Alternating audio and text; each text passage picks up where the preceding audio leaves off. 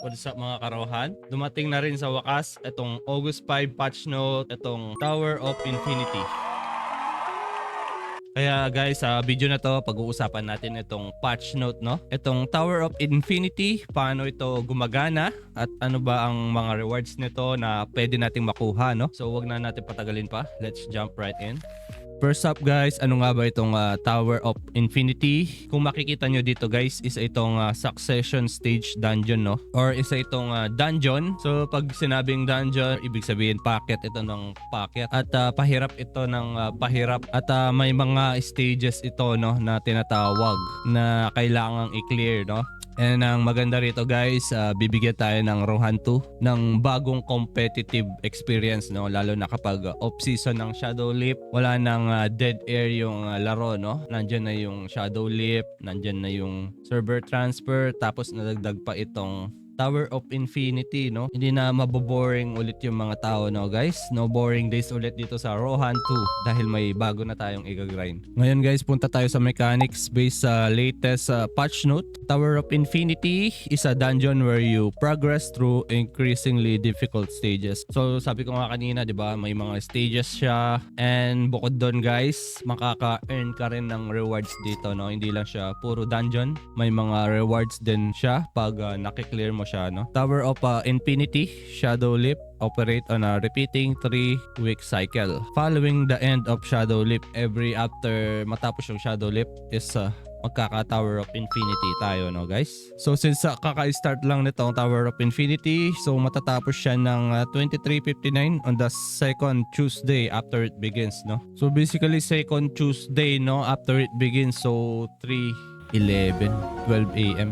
So sabi dito, second Tuesday after it begins. So nagsimula siya ngayong August 5. So matatapos siya ng second Tuesday. So basically 2 weeks, no? 2 weeks siya na event. Matatapos siya ng 12 a.m, no? You can access the Tower of Infinity from the menu and the dungeon. So basically makikita siya sa dungeon, no? So kung alam mo yung dungeon, alam mo na yung kung saan hahanapin itong Tower of Infinity, no? So it is available from level 80 lang, no?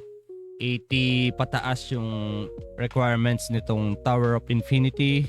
So you can view the list of stages every 5th stage, like 5, 10, 15 is a boss stage, no? So every time na makaka-clear ka ng pang-limang stage, kunyari, no, 5, 10, 15, sabi nga dito is a boss stage, no? And can be challenged without clearing the previous stages. So pwede mong talunin agad ito, no? Yung 5, 10, 15, no?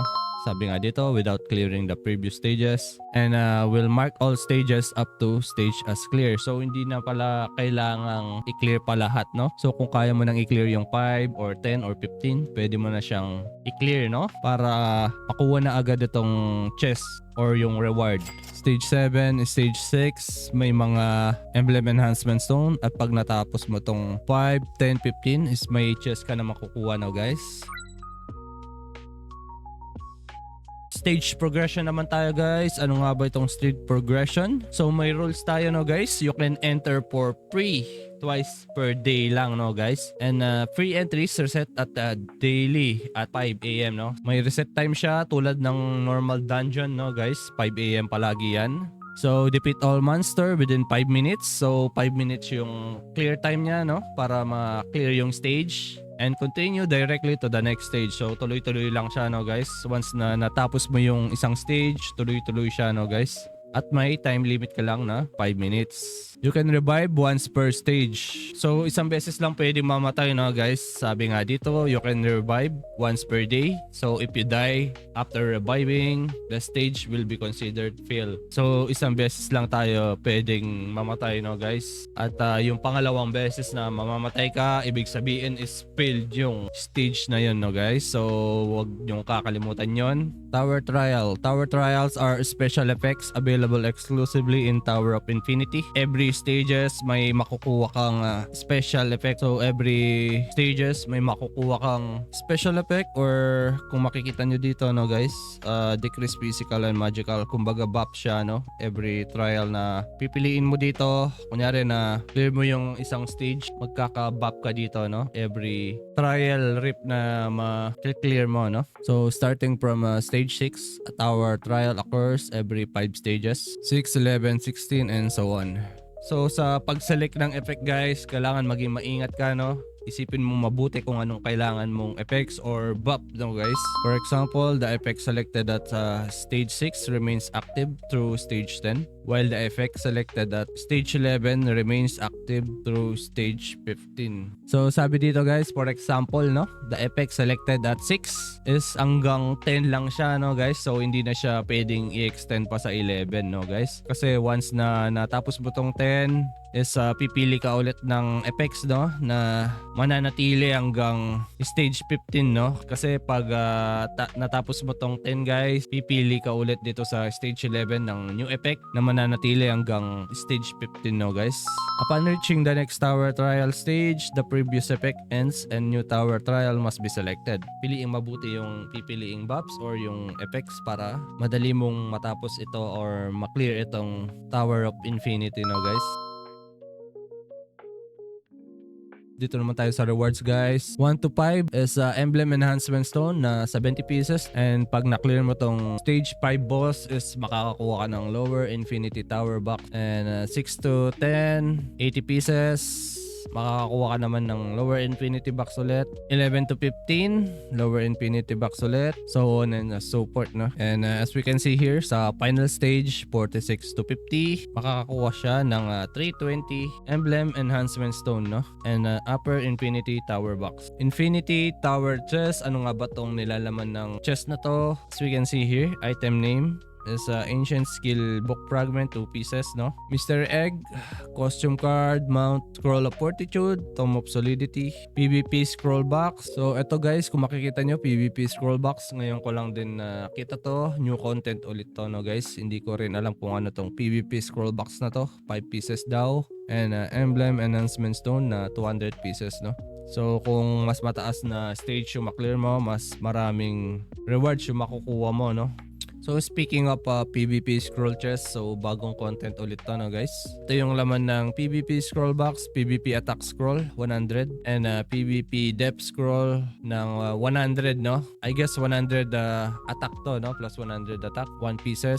PvP depth scroll 100 PvP depth siguro to, no guys, na isang piraso. And bukod doon guys, may PvP crit rate din na scroll, no, isang piraso. And PvP status effect hit rate is 10%, isang piraso din na guys. So speaking of PvP, only one type of PvP scroll can be active at a time. So hindi siya pwedeng gamitin ng sabay-sabay, no guys. Hindi pwedeng gamitin yung attack and depth ng magkasabay, no. So beware of this guys.